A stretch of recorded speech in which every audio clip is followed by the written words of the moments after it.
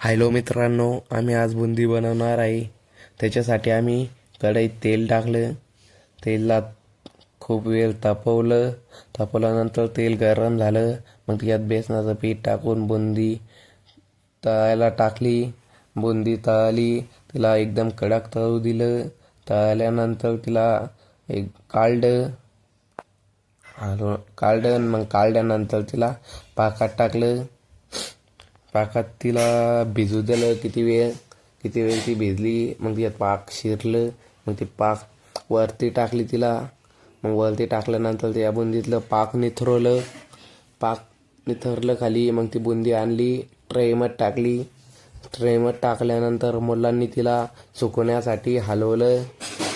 किती वेळ तिला हलवलं मुलांनी. मग तिला ती सुकल्यानंतर तिला घरात नेलं. तिला पेपरवर टाकलं. पंख्या खाली थंडी व्हायला तिला टाकलं. मग ती बुंदी पूर्णपणे सुकली. आमची बुंदी रेडी.